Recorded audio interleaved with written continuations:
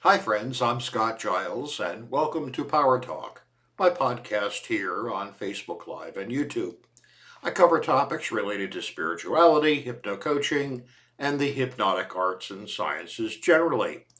If you'd like to know more about my professional work or sign up for my free e-newsletter, Power Lines, check out my website, which I'll tag at the end of this video.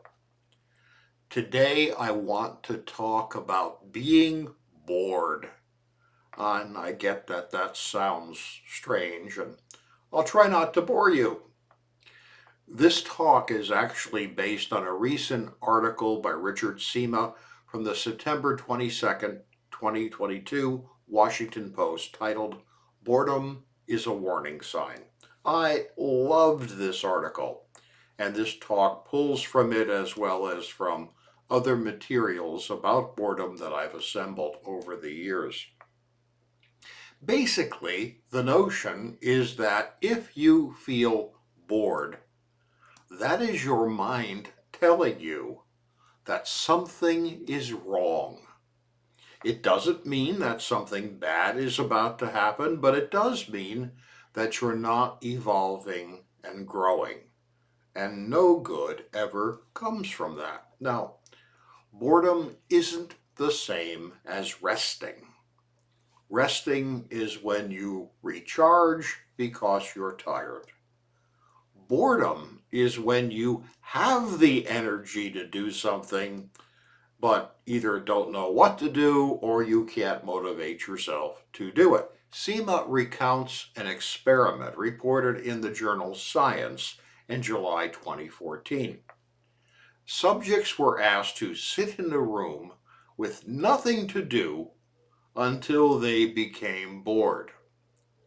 But there was a button they could push, and if they pushed it, it would give the subject an electric shock.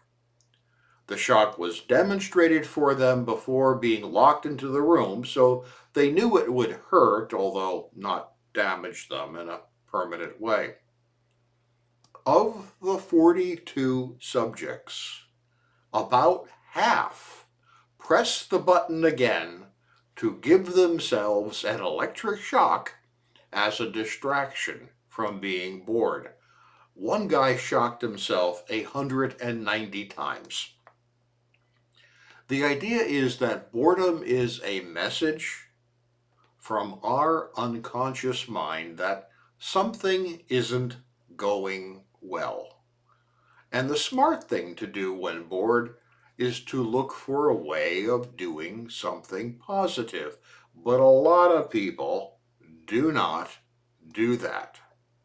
Instead of doing that, they settle for simply distracting themselves. Social networking, internet porn, or electric shock. Anything to feel better without having to do something that actually addresses what the source of the boredom is. We see this in weight management clients as well. They will eat as a way of distracting themselves from the fact that they're actually bored. Now, there is even some research that if you're bored a lot, you not only get addicted to distracting yourself, but you get mean. Scientists actually demonstrated that bored people do more cruel actions than people who are not bored. But there is an upside. If they gave bored people the option of doing something nice for someone else, as well as the option of hurting someone else, most people chose to distract themselves by doing something nice. So there is a positive side to this for those bright enough to read the signs. If you are bored, your mind is telling you that something isn't working. Yeah, you can distract yourself, and it's probably better to distract yourself doing something nice than doing something mean, but far better is not getting bored at all and not needing the distraction. Now, studies show that we are more likely to be bored at work or in school than in our day-to-day life. And I get this. I was bored out of my mind during primary and secondary education. Looking back, I didn't understand it at the time, but looking back, I see that I was attending low-functioning schools and the material presented wasn't even remotely challenging. There was a ton of rote memorization and busy work. That's not going to capture the attention of someone who actually wants to learn. So when you feel bored, it's time to look for a solution, not merely a distraction. The problem is that feeling bored means that we need to do something different, but it doesn't tell us what we should do differently. And the cop-out is that it's easy to reach for something right at hand, like your smartphone, and distract yourself, but you can choose not to do that. You are not powerless. Boredom is good in that it is a signal that something should change. We may not be happy to get that signal, but it's good that we received it, as it provides us with an opportunity to do something better with our time.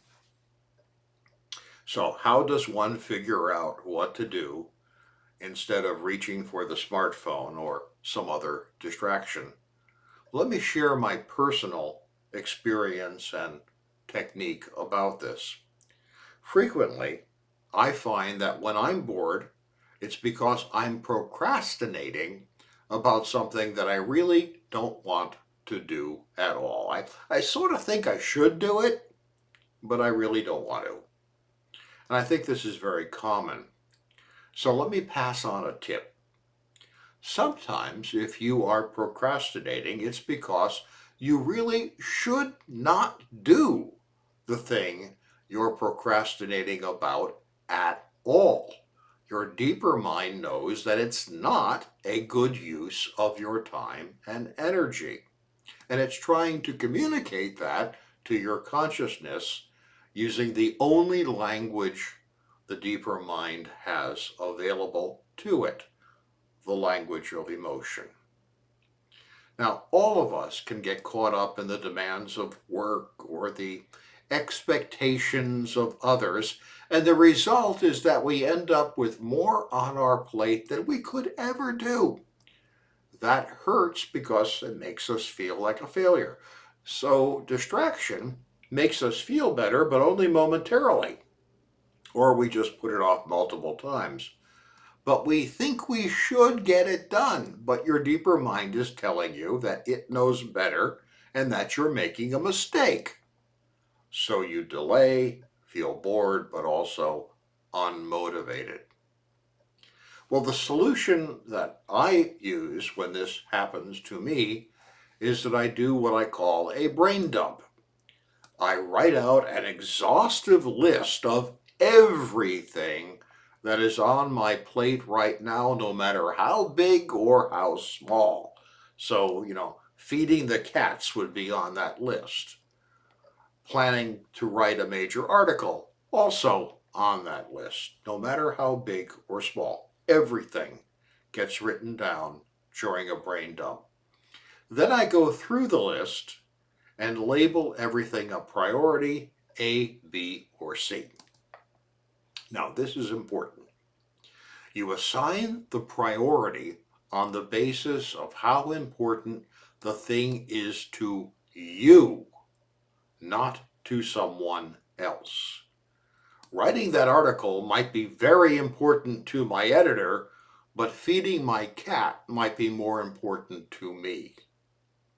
So if that someone is important to you, it's likely that what they want you to do is also going to have an importance to you, but you'll be amazed at how many things ended up on your plate that are really not that critical to you or to someone you care about.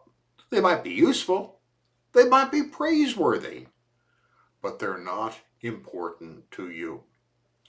All of these latter things should get a C. So the fact that your father-in-law wants you to paint the nursery blue might deserve a C because it's not important to you. On the other hand, playing with a new kitten might get an A because you want to bond with that furry little creature, and you can do that best when it's a kitten. Your father-in-law may think the painting job is more important, but that doesn't matter. What matters is how you feel, and so the kitten wins. Painting gets the C, patting the kitten gets the A. Now, once you've done this, then you go through your B list. Now, typically, that list is going to be big because that's where you put everything you think is sort of important but doesn't really capture your energy. Every item on that B list needs to be recategorized as either an A or a C. When you've done that, you've got just two lists, an A list and a C list. And so you delete all the C's. That's right. You get rid of them. C-level priorities should never actually get done. Finally, you look at your A list and underline the ones that it would be fun to do. Do those first. The boredom is telling you that you need an injection of energy, and the fun A priorities will do that for you. So that's what I do when boredom hits, and it's a good thing. It means I need to recalibrate my goals and priorities to get the fun back in my life. Hey, thank you for your time and attention today. I'll be back next week with another talk on a different subject. I'd like you to join me, and so consider yourself invited. It does help me if you let others know about my work and videos, so please like, share, and subscribe. And if I can be of help to you, feel free to reach out through my website, Patreon channel, or email. Stay well and stay safe.